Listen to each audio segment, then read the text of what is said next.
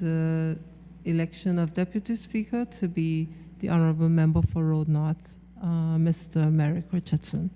Congratulations.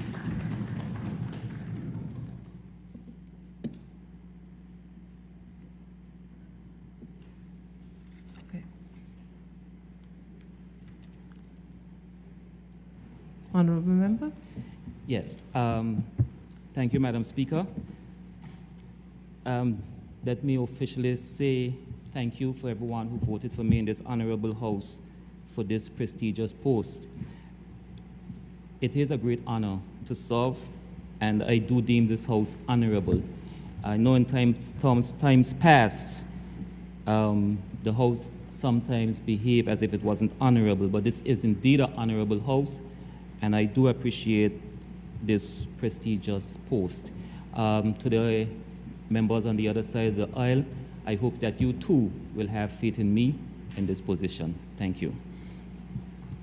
Thank you, Honorable Member. Mr. Clerk. Minutes of proceedings of 7th meeting of the 4th session of the 12th Anguilla House of Assembly. Are there any amendments to the minutes?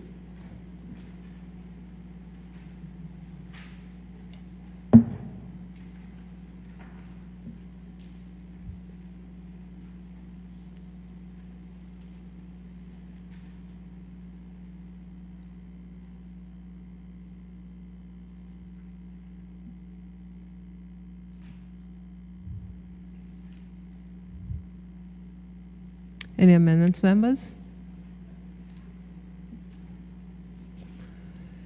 If there are no amendments, can someone move for the minutes to be accepted as circulated? Madam Speaker, I move that the minutes be accepted as noted. Can someone second? Madam Speaker, I raise a second. Thank you, honorable members.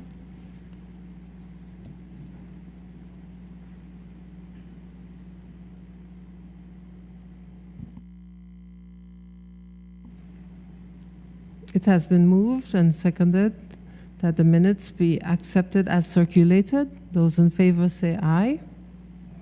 Those against say no. The ayes have it. Minutes approved as circulated. Oath of allegiance to new members? None. Announcements by the direction of the Speaker? None. Papers? None. Reports from committees? None. Petitions? None. Government notices? None. Unofficial notices? None. Questions? None. Motions? Motion 5 of 2020.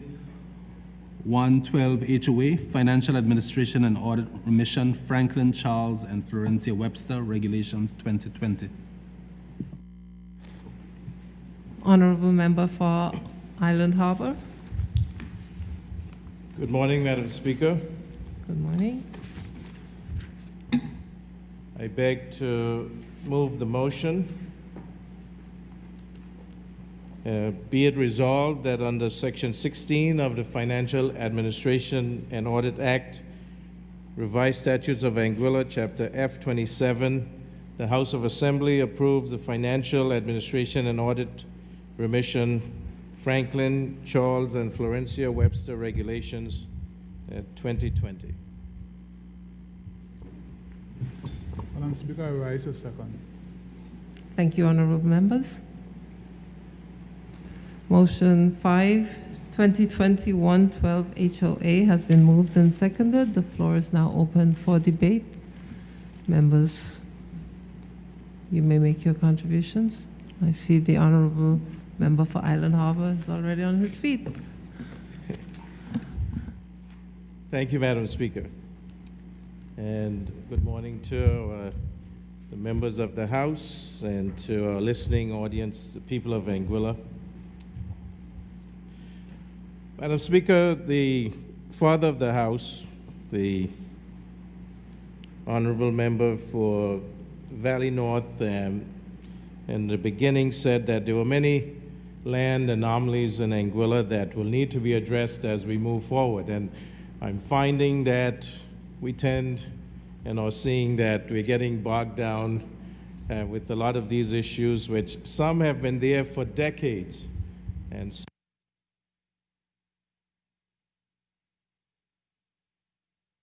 citizens can move on.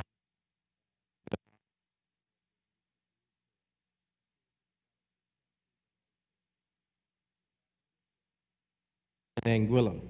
And this is one of those anomalies which should not have occurred, that certainly we are faced with, where the natural-born children of the late father of the nation, the Honorable James Ronald Webster, wanted, and his desire was to leave certain land for his children. There is a trust in that regard that is lodged with his attorneys. There is a letter from said attorney that confirms this to be the case. And these plots of land are there. Unfortunately, Mr. Webster passed before they could be transferred into the names of his natural children, leaving it up to his widow and their stepmother to sign off on the transfers. Mrs. Cleopatra Webster, whom I've spoken to and who has signed off, wanted to confirm that and also to allow the will of her husband and their father to be carried through. In that regard, there is a stamp duty for non-close family members and others, which was 5%, but the previous administration reduced that to 2.5%. There's a 1% stamp duty for children and siblings and parents. And we feel that it is necessary that said 1% should apply in this regard, since by the history in this instance, the children's father wanted them to have this land transferred into their names. And given that the decision is that we would like for that to be confirmed and signed onto that the children, Franklin, Charles, and Florencia Webster, last names sometimes, Reese, would be able to have these lands transferred into their names at the 1% stamp duty, since that affects the act itself. We've brought it to the House for assent. The second part of that is that Ms. Paloma or Florencia Webster Reese did transfer a plot of the land already into her name and paid the 2.5% stamp duty, and we feel it's only fair that she be reimbursed 1.5% so that it comes to the 1% stamp duty, which we feel is necessary to make this fair and right. And Madam Speaker, I'm asking that this act of what I consider to be fairness be considered in this honorable House, and that we give approval. Thank you. Thank you, Honorable Member for Island Harbor. Are there any other contributions? Honorable Member for Valley North. Thank you very much, Madam Speaker. Madam Speaker, I rise to support this this action that we are taking here today in the House of Assembly, that the Honourable Member for Island Harbour and the Premier outlined. And as a member of the former administration, there was a reason why we would have taken those decisions. And for Mrs. Reese, who would have transferred a portion of the land and would have paid the 2.5% at that particular point in time, I think it is fair and honorable to refund her the 1.5 so that it would be across the board. We wouldn't want to set any precedents in this House whereby individuals who would want to transfer, parents who would want to transfer land to their children would be waived, so to speak. That 1%, I believe, is absolutely necessary. And those of us who have children and would want to allow them to inherit some of the lands that we inherited, I believe that the 1% would be fair and just.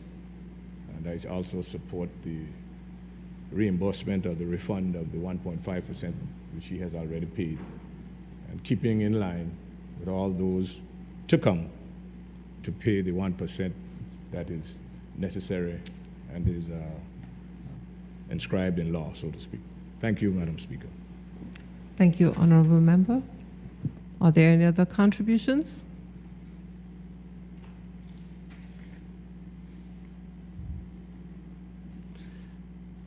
If there are no other contributions, can I invite the mover to respond, please?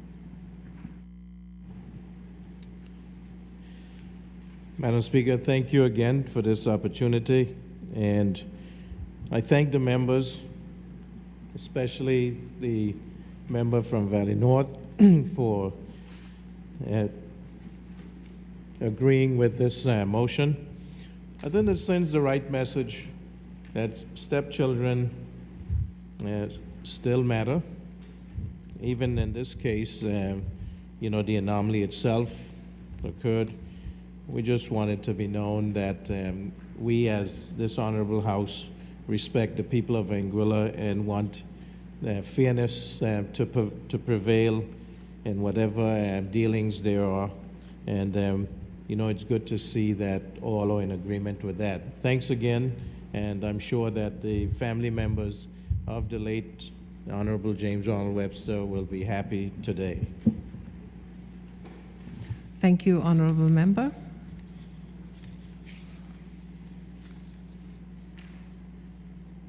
Motion 5, 2020, 112 HOA has been debated without an amendment.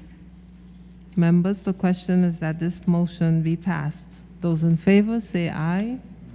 Those against say no. The ayes have it.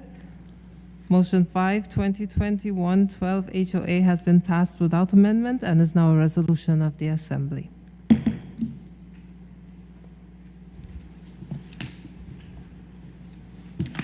Other business, government business.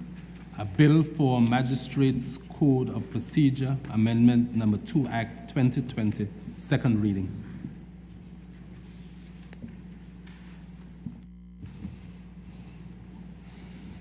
Honorable Attorney General.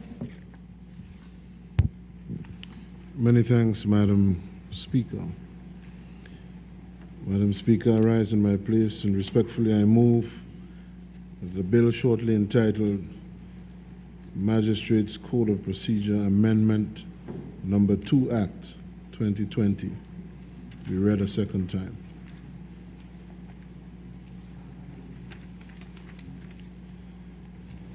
Madam Speaker, I rise to second.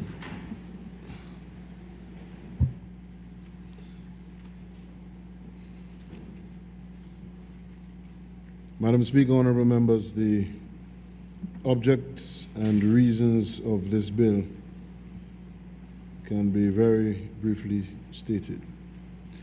The object and reason of this bill is to amend the Magistrates Code of Procedure Act to allow counsel for the prosecution to appear via live links in criminal proceedings, particularly preliminary inquiry proceedings in the Magistrates Court.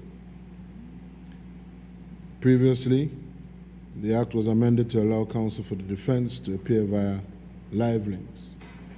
And the context that conditioned the amendment coming to the House to allow for defense counsel to so appear is the same context for this amendment. That is the challenges in the circumcontext of a pandemic and to save costs of counsel coming in this case, for the government and the Crown.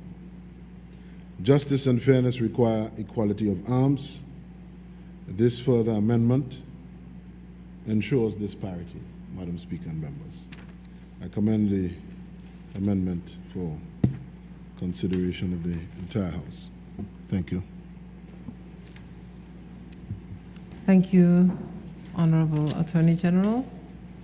I now invite debate on the merits and principles of this bill.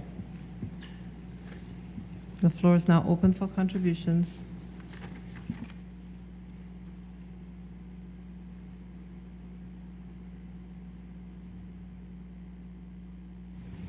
Honorable Member for Road South. Thank you very much, Madam Speaker.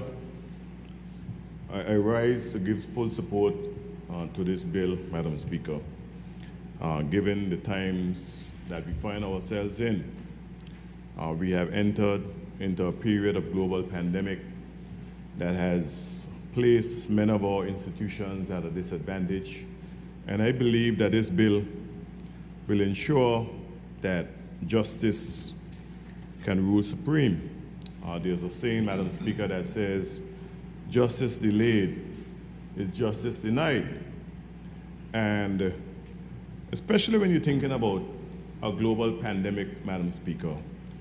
And while we speak about a global pandemic, we must recognize that these are unprecedented times for people and for our economy.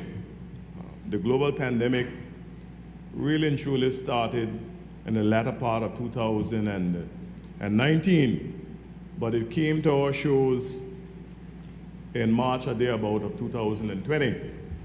And we had to act quickly because when it came to our shores, it was imported, Madam Speaker.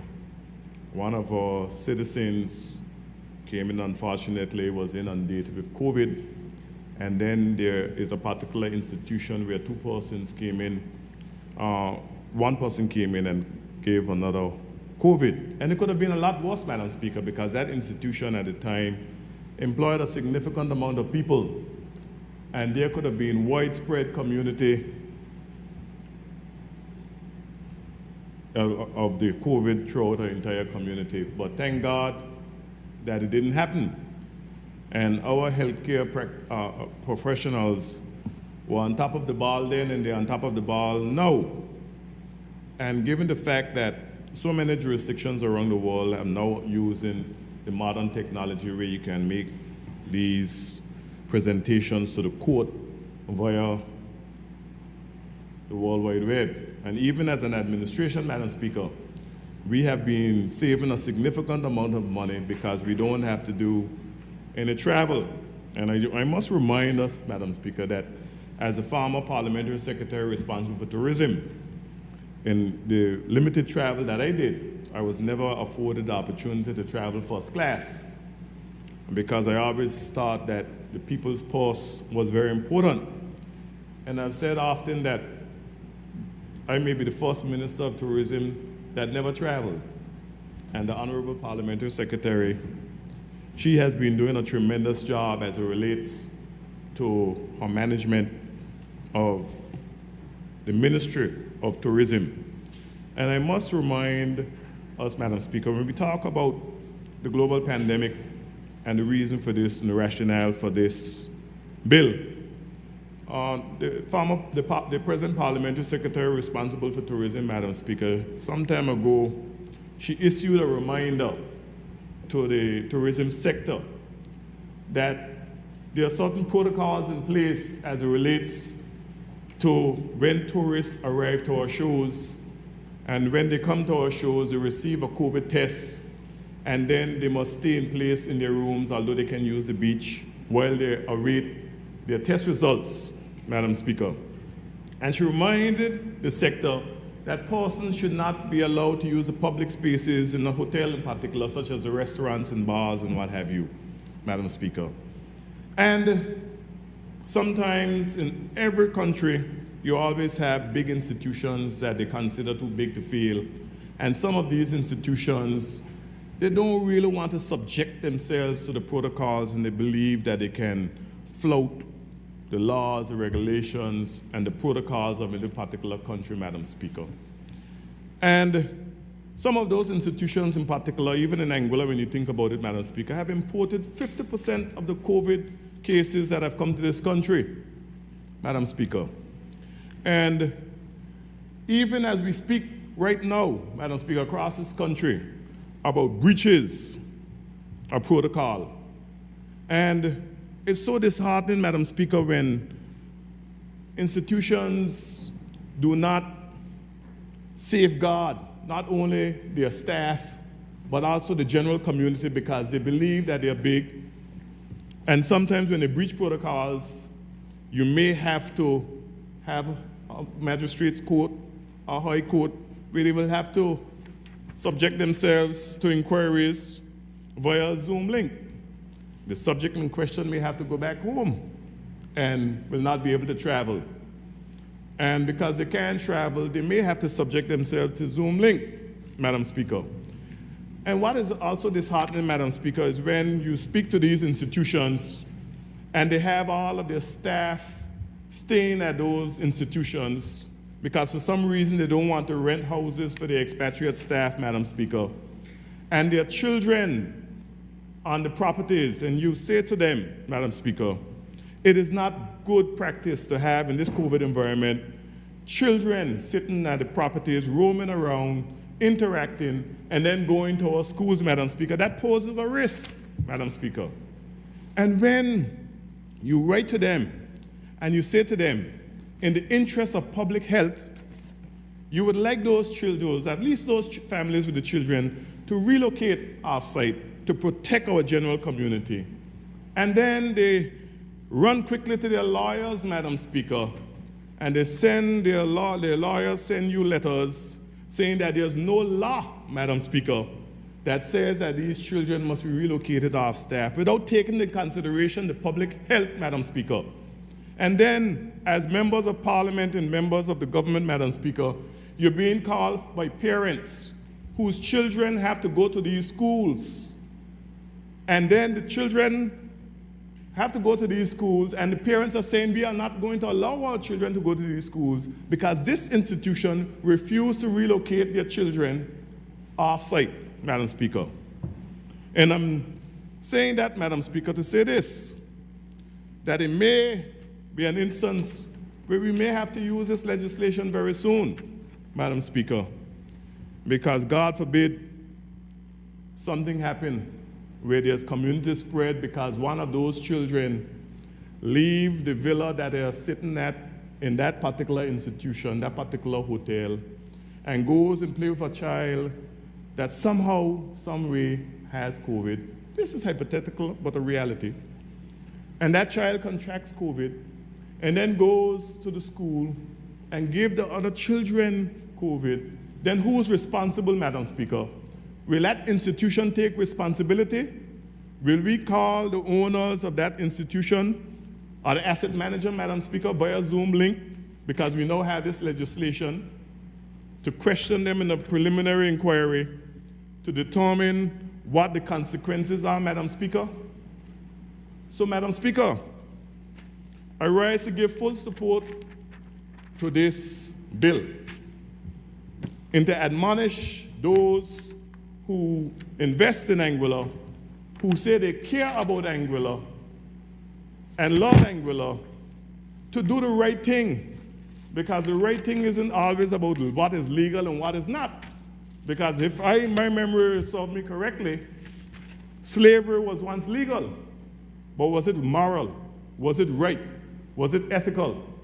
So I'm appealing to the conscience of the ownership and the management of that institution to do the right thing, to do the honorable thing. Because government is run by a series of laws, and people believe that government can do whatever they want. Government can't do whatever they want, Madam Speaker, because everybody's lied up. And if government can do what they want, then they will just sign an executive order and do what they want. But government in Anguilla cannot just do as they want.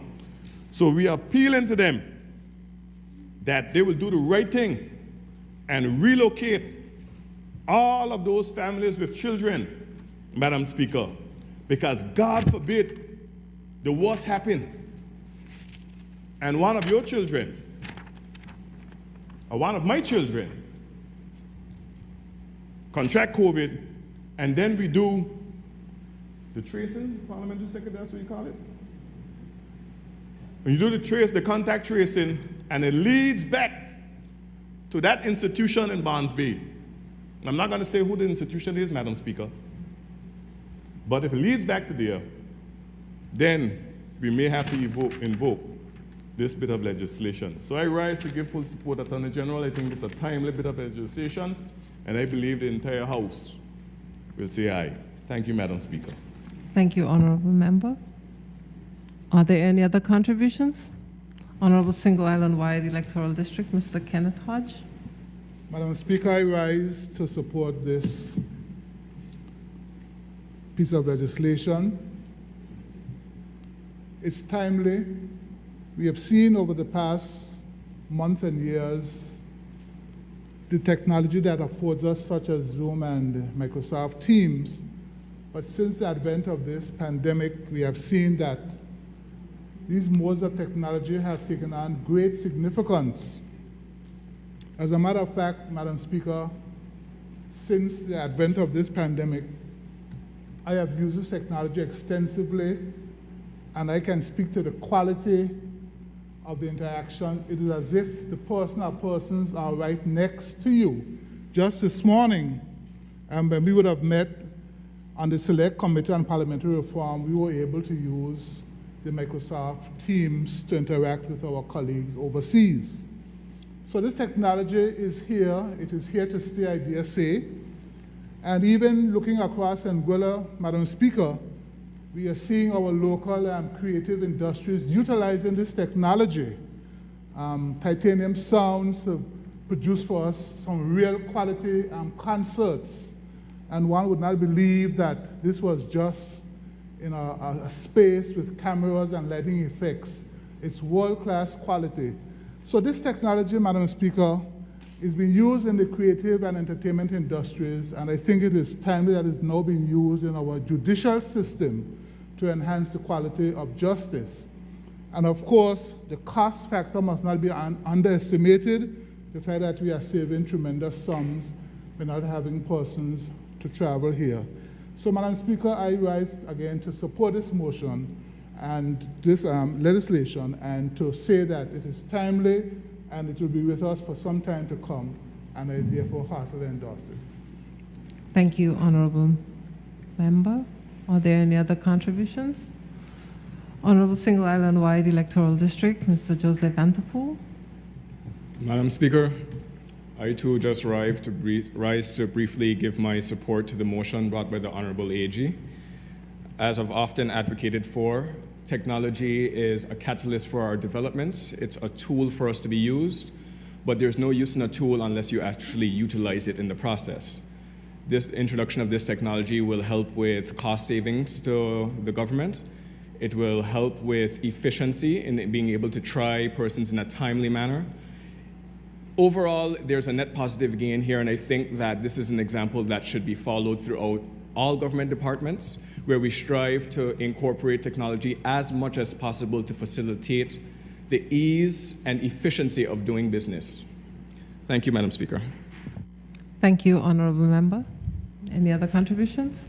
Honorable Single Island Wide Electoral District, Mr. Kyle Hodge. Madam Speaker, I too rise to support this bill. I feel it's a no-brainer. You know, we have to utilize technology, Madam Speaker, in this era.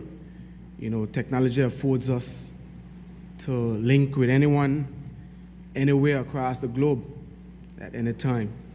So it is imperative, Madam Speaker, that we move with the times, and this bill seeks to save us some money, save us some time in this COVID era. COVID will be around for a long time, Madam Speaker, and we have to adjust and adapt to suit. So I rise to briefly support this bill. Thank you. Thank you, Honorable Member. Are there any other contributions? Honorable Leader of Opposition. Thank you, Madam Speaker. Madam Speaker, I rise as well to support the amendment number 2 to this bill. And I think just to bring some additional context, Madam Speaker, there was a previous amendment, number 1, that had come to this Honorable House previously. And that amendment sought for the first time to introduce the technology that we're speaking about. There was an oversight in that first amendment where there was provision made for the defendants but not for the prosecution. And so as a result, we're here today to make the concurrent amendment in relation to allowing the prosecution to be able to utilize video link, et cetera, in the courtrooms as well. And so it goes without saying that we would be back and the entire House would approve the passage of this amendment number 2. I would also say, Madam Speaker, that I found intriguing the cryptic presentation that was made by the member for Road North and, Road South. And it is very concerning, the hypothetical that the member would have raised. And so we look forward to seeing the outcome as to how it plays out between the hypothetical government and the hypothetical property that was addressed. Thank you, Madam Speaker. Thank you, Honorable Member. Any other contributions? Honorable Member for Valley North. Thank you, Madam Speaker. Madam Speaker, I too rise to give my support to this particular bill, Madam Speaker. And as the member for District 2 explained, I too would want to rise and support what the honorable elected member for District 6, Road South, as he presented a hypothetical that could very well turn into reality. And Madam Speaker, while we are members of the loyal opposition, opposition does not mean that we need to oppose everything that comes to this honorable House. I have often in this honorable House and via the various media methods, I've said on numerous occasions, Madam Speaker, that the health care and protection of our people and all peoples, Madam Speaker, should not be political. It should be apolitical as far as I'm concerned, Madam Speaker. The politics of it, historically, would go down that the honorable member and myself, even though we are on different sides of the political divide, and from time to time, we have different views and strong views about certain things that take place in this country, that if it is on one occasion where he and the present administration would have my full support, Madam Speaker, is with respect to the COVID situation in Anguilla. You mentioned the facility in Barnes Bay. Well, in this honorable House, there is parliamentary privilege. And we know what institution you're referring to, Madam Speaker, and to the listening public. And I'm sure that is the Barnes Bay Four Seasons core group or whatever the name or ownership will be. And it's for the good of everybody if they heed here in Anguilla and other places to what is happening in terms of the spread of this coronavirus. And Madam Speaker, I would like to commend the general manager of that institution, of Four Seasons, for the responsible act that he has portrayed during this pandemic. I could very well remember when the case that the honorable member referred to came into that institution, he was out front. I think Jose is, and I don't know how to, right? He was out front in the media and a written communique indicating that he and his companion had tested positive and was very, very, very responsible in terms of the contact tracing. And I saw a letter, communique with Four Seasons logo on it, again signed by Jose, indicating that one of the individuals who came to Anguilla, Madam Speaker, was at that resort. I'm saying to the government, be very vigilant with respect to opening up this country. And while this particular bill that we are discussing here this morning is important, and we may have to use it, but I'm hoping, Madam Speaker, that we don't have to use it in terms of anything to do with corona and the spread. So while we are discussing this bill, I would want to say to the present administration, please, in the interest of all of us who reside here and to those who visit here, be very vigilant in what we are doing. Examine the capacity, examine the turnaround times. Sometimes we have protocols that we put in place for that particular time, and then we have to go back and revisit it, because that is what we're doing here with this particular bill. So, in an atmosphere of cooperation, when it comes to health and the COVID and other diseases, your humble servant, Madam Speaker, is on board with respect to any government where I sit in this honorable house. Thank you, Madam Speaker. Thank you, honorable member. Are there any other contributions?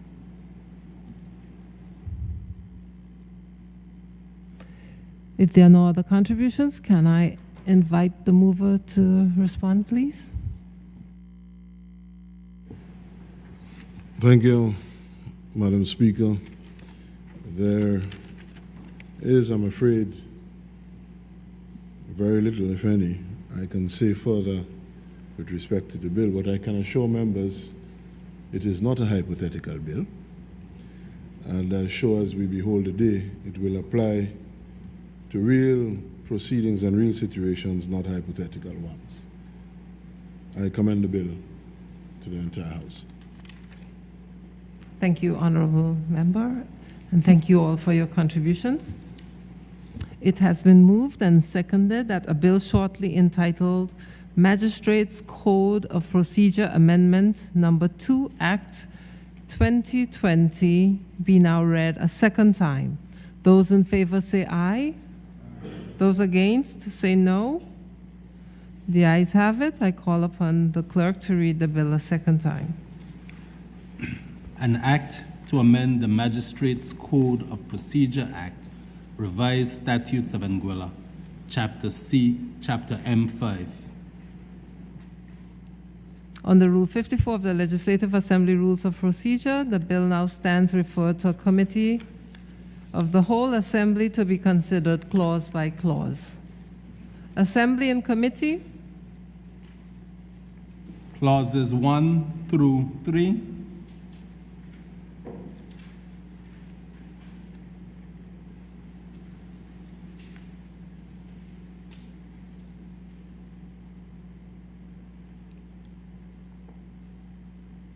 I put the question, clauses 1 to 3 do stand part of the bill. Those in favor say aye. Those against say no. The ayes have it. The title? I put the question that the title do stand part of the bill. Those in favor say aye. Those against say no. The ayes have it. The enacting clause? I put the question that the enacting clause do stand part of the bill. Those in favor say aye. Those against say no. The ayes have it. The Assembly will now resume its sitting.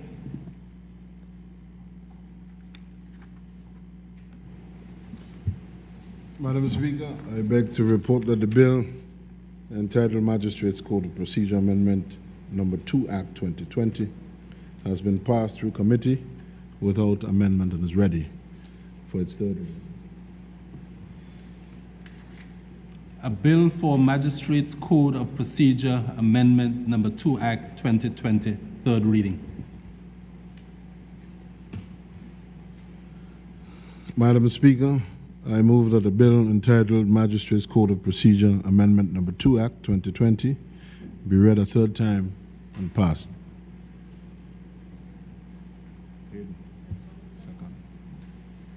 I rise to second the bill, Madam Speaker. That a bill shortly entitled Magistrates Code of Procedure Amendment Number 2 Act 2020 be now read a third time and passed. Those in favor say aye. Those against say no. The ayes have it. I call upon the clerk to read the bill a third time.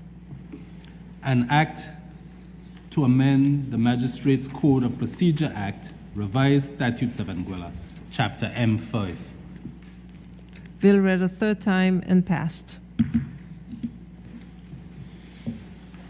A bill for Immigration and Passport Amendment Act 2020, first reading. An act to amend the Immigration and Passport Act, Revised Statutes of Anguilla, Chapter I-5.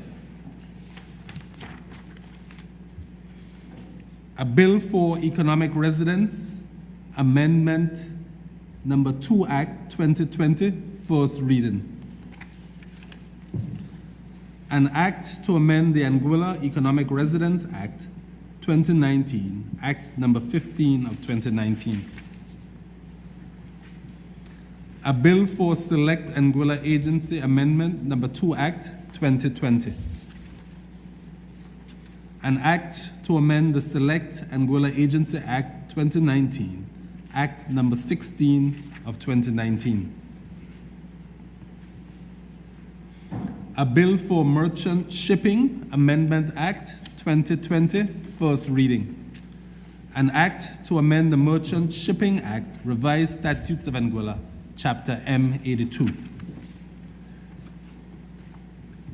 A bill for Financial Intelligence Unit Act 2020, first reading. An act to make provision for the establishment of a department of government to be known as the Financial Intelligence Unit for the investigation, detection, prevention, and control of financial crimes and for connected matters. Adjournment. Before we adjourn, I just want to say this. Please, members, can I impress upon you to do public consultation regarding these bills? I see your hand, member for Road South. Yes? Madam Speaker, if you would allow me, I'll just ask for leave of the House. Just to say quickly, I would like to extend my deepest condolences to the family of Mom Paul out of Blowing Point. She has been a stalwart, a patriot, someone who has been an integral part of the fabric of Blowing Point in the Anguillan community. And I just want to extend to the family my deepest condolences at this time. I'd also like to extend my condolences to the family of Mr. Cassie Connor. We call him Cassie out of Blowing Point. He passed, and he was a very integral part in the maritime of Anguilla as a boat operator, a captain, and has played a very integral role in the development of the maritime sector in Anguilla. So thank you very much, Madam Speaker, for affording me that time. Thank you. Okay, now I see a number of hands. Member Mr. Kenneth Hodge, Single Island-wide Electoral Thank you, District. Madam Speaker.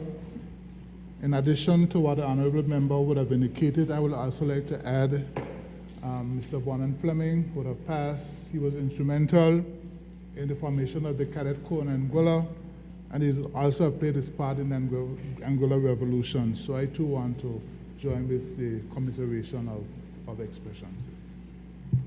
Thank you, Honorable Member. And I see the member, Single Island-wide Electoral District, Mrs. Quincy Gums-Marie. Thank you, Madam Speaker. I think I might be going back a few topics in regards to your comment about consultation. It is our intention to have the first reading and have all consultations occur between the first and second. As we have good audience, especially online, and listening audience on the radio, we think it's important to bring their attention on what the intentions of the House of Assembly are, what we wish to bring to the House, and do the necessary consultation between the two readings. And at this time, I do want to follow suit with my colleagues and extend heartfelt condolences, especially to the family and friends of Mr. Vernon Fleming and Mampo. Thank you. Thank you, Honorable Member. And just to add to that, the House is available for use for those public consultations. So please, I impress upon you again to do those consultations.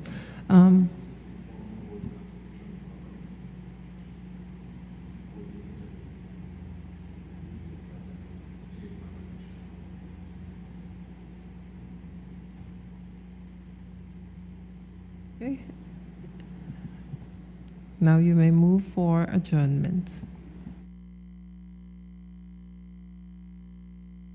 Speaker, I rise to move for adjournment. Senate A. Madam Speaker, I rise to second move. Thank you, members. It has been moved and seconded that this honorable House stands adjourned sine die. Those in favor say aye. Those against say no. The ayes have it. This honorable House now stands adjourned sine die. Thank you, honorable members.